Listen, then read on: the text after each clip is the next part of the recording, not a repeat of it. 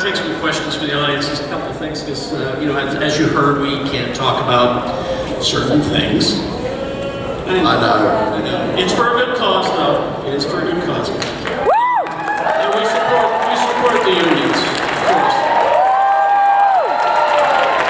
But I was looking at all the stuff that we can't talk about, and I was wondering, because when you started out in school, it was, you started acting pretty straight away, and you've been working consistently.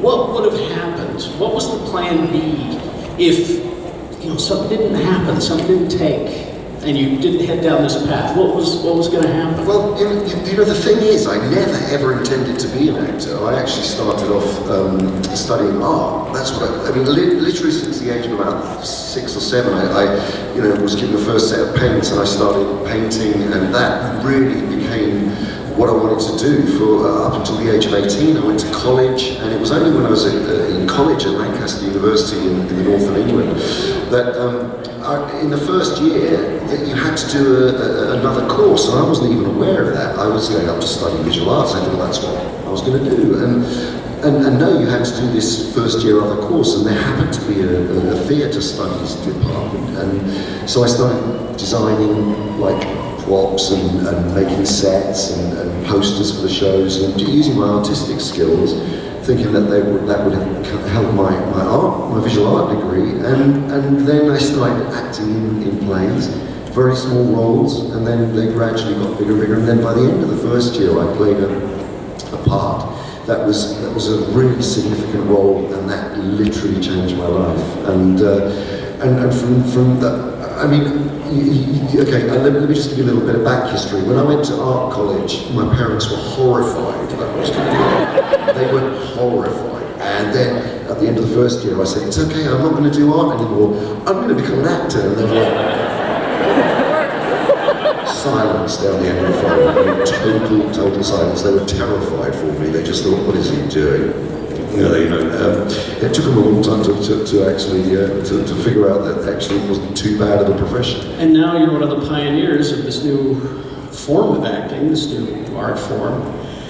Here's the question that I have for you, because I've talked to actors, and they are more than happy to do this black box theater with no props kind of thing, one-person show kind of stuff. But then those same people will complain, I can't do the motion cap because I can't act to a tennis ball on a pole. There's a whole lot of misunderstanding about what motion capture or performance capture is known now. Motion capture was born out of the medical industry. Actually, it was a way of tracking injury, tracking like if you've broken your ankle, it could track your gait, put markers on the broken points, and see how your recovery was, your rehabilitation was working.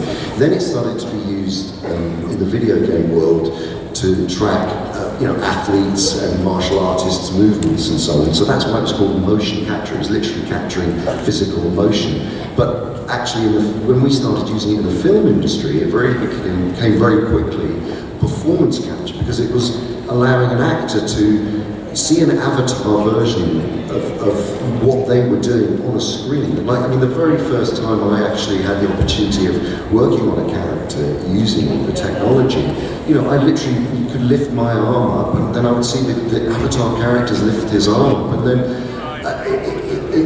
then it was a huge kind of epiphany for me that this was a way of you're becoming like the marionette and the puppeteer at the same time. You're driving this digital image, and so it copies everything that you're doing. And then when facial capture came along, which was the next stage, crucial stage, towards becoming a performance capture, that was literally tracking every single facial expression. And then when you're capturing audio and physicality and face all at the same time, that was when it became performance capture. And that kind of happened over the course of maybe 3 or 4 years. Big projects. And didn't some of those early Disney movies, they would film people like doing the dancing and animate over it? So it's a kind of more of a 21st century version of that, basically. So that was called rotoscoping. So, for instance, Snow White, there was which you may well all know, that was performed by an actress who did the dancing for Snow White, which was then frame by frame drawn over. and then those movements they became what drove the animation. A guy drawing to computers.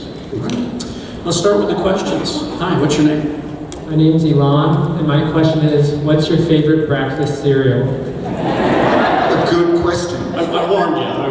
Okay, so, well, it depends what you're talking about. Like, when I was a kid, I was very much into shredded wheat and Weetabix, and then it got exotic with crunchy nut cornflakes and things like that. But then, as an adult, I think I've really graduated onto more sort of granola and fruit and, that kind of stuff. Have you tried Weetabix? Oh, yeah, what's your name? Kevin. Kevin, go Hey, ahead. Kevin. So, I know that Peter Jackson has one of the Kong armatures from the original King Kong. I'm wondering if you got to see that, and if you have, what was that like? Because I can't talk directly about the film project, I have, but I can say that I did. Not only did I see the armature, I actually have a picture of myself with that armature and Rick Baker. Peter took a picture of the three of us and called the Three Kongs, and it was King Kong 1933, King Kong 1976, and King Kong 2004-5. Anyway, I can't talk about it. So you need cops here, right? What's your question? Hi, my name's Shay. I think you are the most genius actor to ever exist. There's so much work into the physicality of the role and the vocal expression, the backstory, everything. So, you as an actor, is there someone living or dead that you admire? Oh, I mean, I've been inspired by countless actors, directors over the years. I've always been a huge admirer of Robert De Niro, of course. I've been a huge admirer of Charlie Chaplin, a huge admirer of Lon Chaney and Charles Lawton, and going back.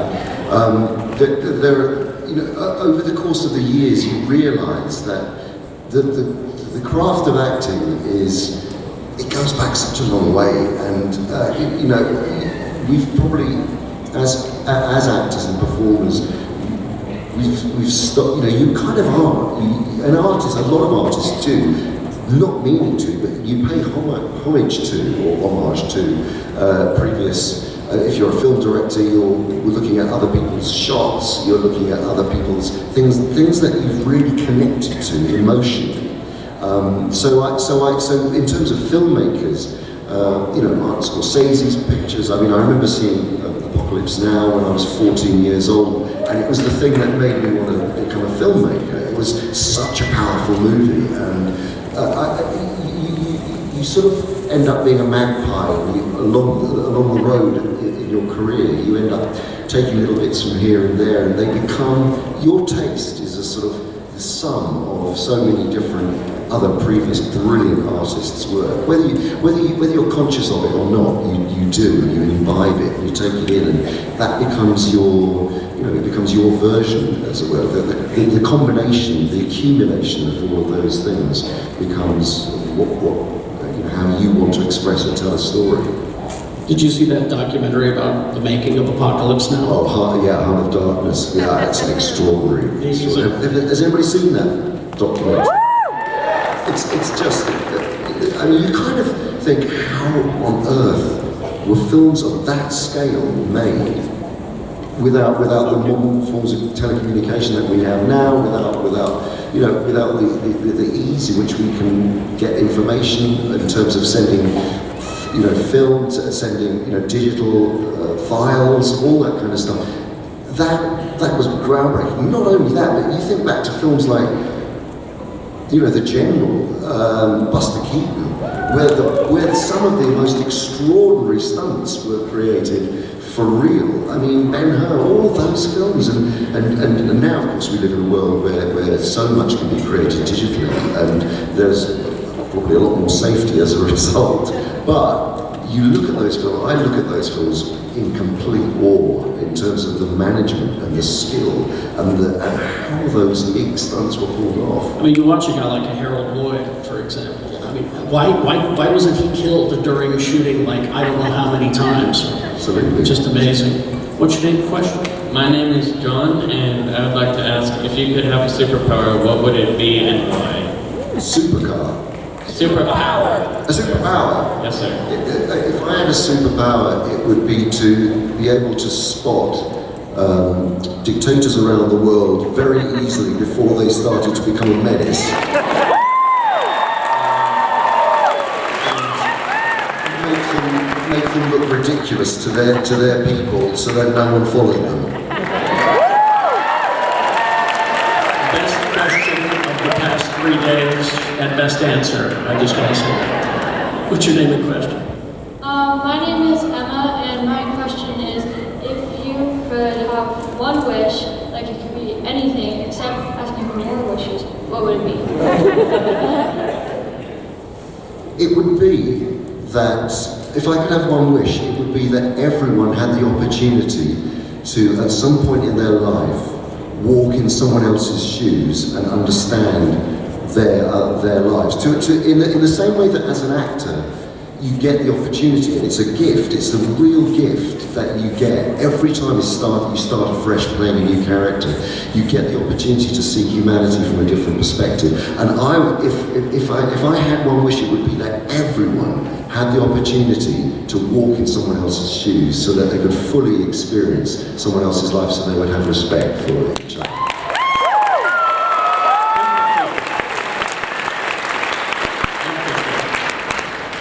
What's your name?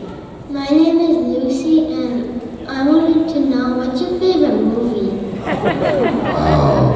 That's a great That's a question. huge question. My favorite movie. I mean, Will we let him have 5 instead of just 1, you know? I tell you what, I love, there's a wonderful film which is called The Piano, which, do you remember Holly Hunter and Harvey Keitel, Sam Neill? Most beautiful story. I love that film.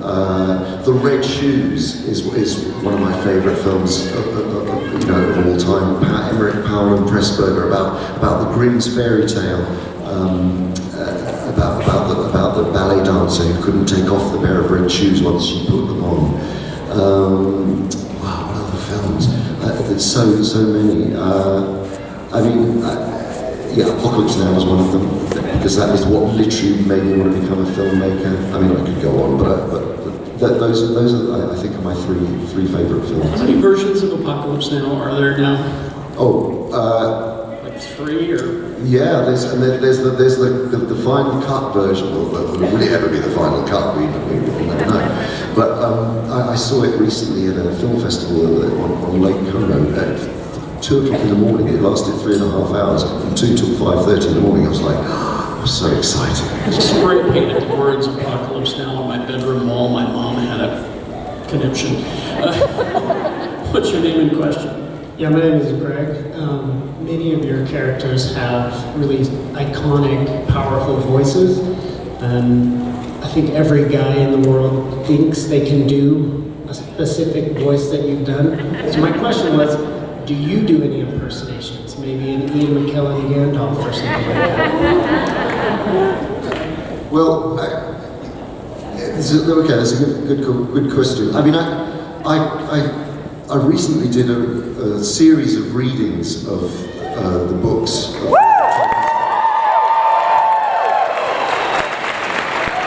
I'm not talking about the films, but the books. It would be fair to say that I channeled some of the actors I once worked with on a particular project. I'm not an impersonator. I'm actually not a good mimic. My wife, actually, Lorraine, who's an actress, is a very, very good mimic. And there's a fantastic skill. I really admire it in people. I love people who can really, just get that tonality absolutely right, by copy, by observation, actually. Apart from that experience of sort of channeling people, I think, I mean, I've had to play people in the past who, you know, various people, again, I can't talk about specifics, but I've had to play real people in the past, and I've studied them, and there's a way of, it's interesting when you're playing someone in history or someone who has existed, because you have to find a way of making them your own, so that you're not just doing an impersonation, because that would be wrong and sort of not really servicing the story that you're telling. So you find a way of bringing them to you and meeting that character, so that it feels real to you and in vocally, but it also, you can't, you know, for the audience, they shouldn't be able to imagine that it is anything but that character, but actually it's a meeting of you and that character, if that makes sense. There you go. You didn't say you were working with yourself. Hi, my name is Nikki. Hello, Nikki. Speaking of recent imitations, thank you for your recent work on an audiobook that shall not be named. But I wanted to ask, what makes this feel like home to you? What makes a place feel like home to me? That's a great question. Basically, really, whenever all my family are together, that is, wherever it is in the world, wherever we are, as long as we are all together, that is home for me. So that I long for that. You know, my kids, we've reached that phase of our lives, my wife and I, where all our kids are just leaving home and have just left home pretty much. And it's such a strange, bizarre, I'm sure many people in the audience are going through this at the same time.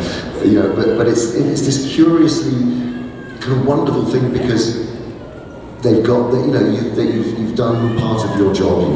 Jobs are very, never ends, of course, but they've gone off and started to make their own lives and live their own lives, and you've let them out, and now they've gone, and yet you want them to come back, and it's this curious thing of, it's quite delicious being at home when it's just the two of us, and then you think, oh, and you think about your kids all the time, and then they come home and it's just like, oh yeah, you can go away again now. It's this kind of, it's amazing sort of push and pull between, they've got to go off and do their own thing, but actually, you know, they haven't texted me for 4 days, or, you know, it's a very curious thing. Anyway, home really is when we're all together.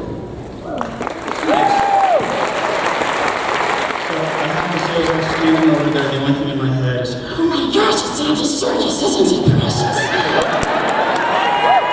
I was going to bring this up. Anyway, go ahead. I have said, voice acting is my passion. It's what I want to do, and it all started with you and that character, so thank you for that. I wonder if, in your personal life, do you ever find yourself talking to a specific alter ego? Voices in your head, sure. Well, yeah, I mean, not that particular character,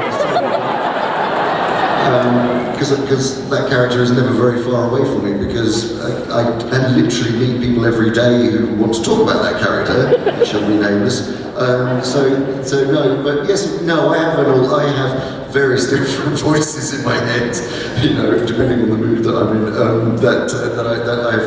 Yes, I do find myself talking to myself a lot, actually, reasoning with myself, failing most of the time, you know. But I think we all do, don't we? Don't we all have voices in our heads? Please tell me we do. Hands up who doesn't have a voice in their head. All do, come on. What's your question? Okay, so I'm John, this is Peter. Hello. Oh, We just wanted to know, what's your favorite vegetable? random. Okay, that's a great question. I think, let me think.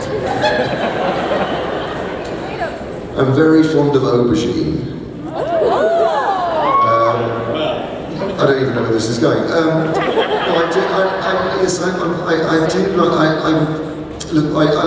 I don't eat meat. I feed fish, but I eat a lot of vegetables. So, but aubergine is, and I do like stuffing vegetables, like aubergines with lots of interesting things. Yeah, I find them to be, and peppers too.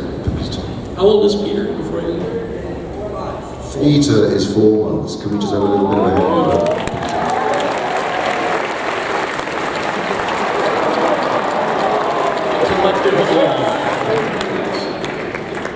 What's your name and what's your question?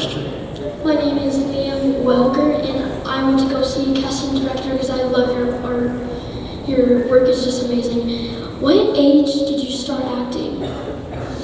Well, I did act when I was at school. Liam, I acted. I did. The two plays I did at school were King Lear, Shakespeare, and I played Poor Tom. I played Edgar, the character of Edgar, and I remember the feeling that I do remember the feeling at school of that thing of stepping into a character and how magical it was. I also did play. My first thing I ever did, I think, was Dylan Thomas's Undermilk Wood. I don't know if any of you know that. Anyway, it's a Welsh kind of story about a community and all of the characters in that community. And Richard Burton did a very famous reading of it, a very famous recording. But I remember again, it was that thing of there's something incredibly magical about I'm myself, and now I've become someone else. And so I remember that feeling very early on, but I didn't do a lot of it. So really, it wasn't until I was explaining earlier when I went to college that I really, found the desire was overwhelming, and that I couldn't actually live without that as something I wanted to do. So is it something that you want to do, Liam? You want to become an actor?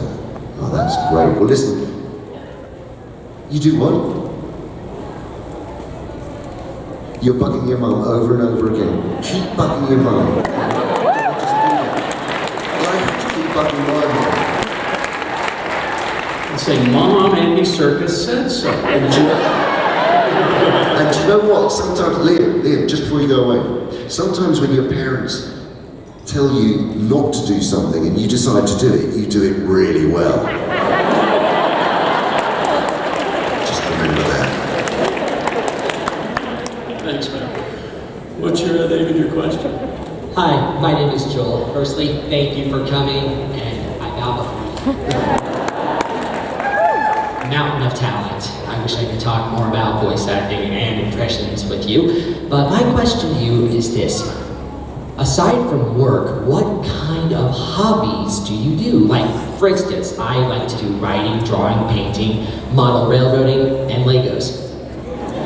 I've always been massively into mountains, mountaineering, climbing, outdoor activities. So I really, one of the reasons I ended up going to the college that I went to is because it was near the Lake District in England, and I literally, I chose that college because it had proximity to mountains. I wouldn't say I was a religious person, but I'm a spiritual person, and the mountains for me are where I feel most alive. And so I spent years climbing and mountaineering, snow and ice mountaineering, climbing, all sorts of different mountains around the world, and that for me is a huge passion. And I've started to, hiking, all sorts of, taking my kid. From the very early age, we used to take our kids on trails and mountain walking and so on and so forth. Skiing, I love skiing. I want to come back to Utah and do some skiing. Amazing ski season last season, and I want to come back to the next one, so I think they're going to have a pretty good one this year too, by all accounts. Always ask a local where to go. Yeah, absolutely. Let me know. Yeah. Let me know. We'll send you the right place. But apart from that, I love. I'm a photographer as well, and that sort of partially goes with the business of filmmaking and film directing. But I absolutely adore street photography. I take lots and lots of pictures. I find people fascinating, and I'm observing and studying people, and that for me is another way of connecting with people, I guess.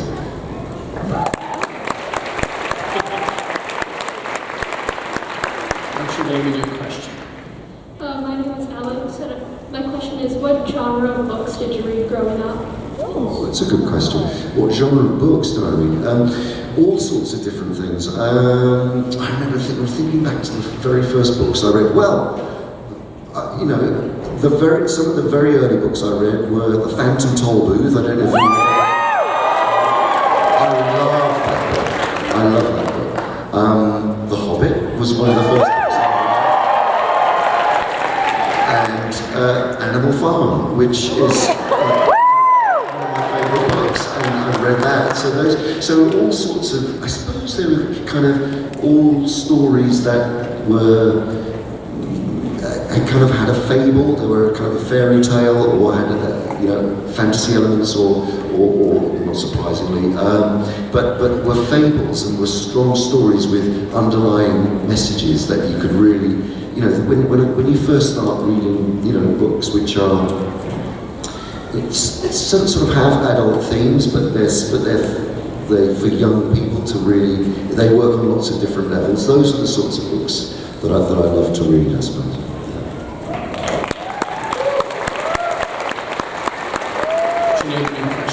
Hi, my name is Braden, and I'm wondering, how does it feel to be an action figure?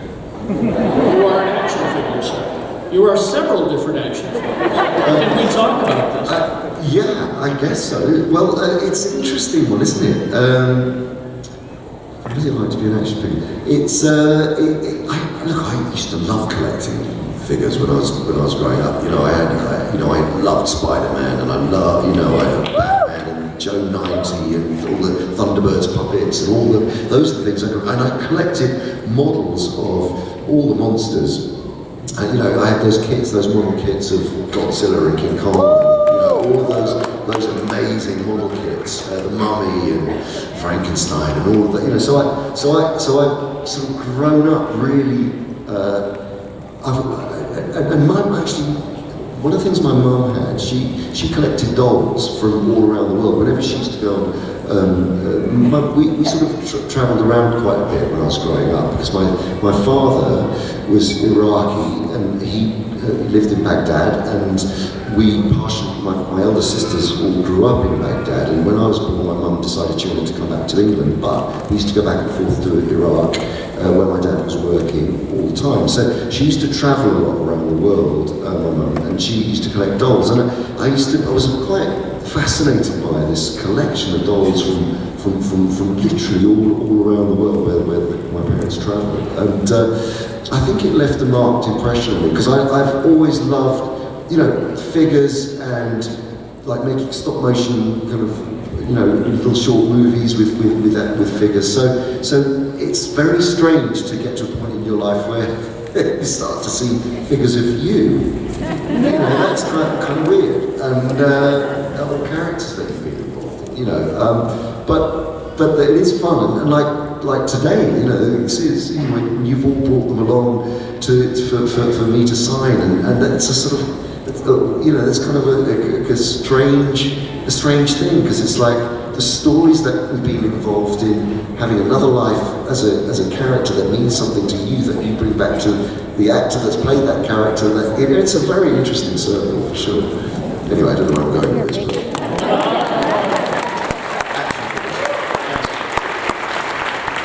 What's your name? What's your question? Hi, I'm Alex, and you spoke about how early on, before you were an actor, that you were studying art. I was wondering if perhaps you had a favorite medium to use, or even an artist that you liked? Yeah, I mean, I love painting with oils, actually. I really do love oil painting. Since my acting career took off in film directing and so on, you have to have time to do it, because it's a mindset that you get into. I occasionally have the time to do it, but haven't in recent years. But I do love oil painting. And artists that inspired me, wow, I mean, so many have inspired me in so many different ways. And I take a lot of inspiration actually from various different paintings from artists, all sorts of different artists, for characters that I'm playing. So for me, music is hugely important when I begin to research a character, and paintings particularly, just in terms of how the body is drawn and shaped and posed, and something about the energy of a for instance, a certain character which I can't talk about, but you probably might know what I'm talking about. I was very inspired by Francis Bacon and his extraordinary way of depicting motion and jagged, kind of jarring human motion.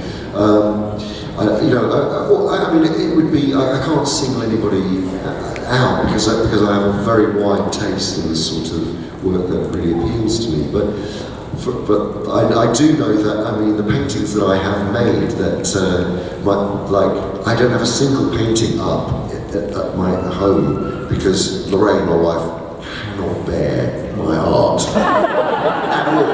And so very recently, when we were actually moving house, we decided to get rid of everything. So I binned a lot, but I took a picture of them all individually, and then we got rid of them. So I don't have any of my art up anymore, but I do use it for storyboarding and so on. I still continue to paint and draw. Somewhere in the streets of London, there's an original Andy Serkis in the bin. In a landfill site. Yeah, definitely. We have time for one more, sad to say, but one more question. Hopefully it's okay. My name is Brett. As a professional voice user, what do you do for vocal hygiene? And is there a recipe for the magic juice that you reportedly drank on a certain project? Magic juice? Magic juice. Yeah. Well, you know, I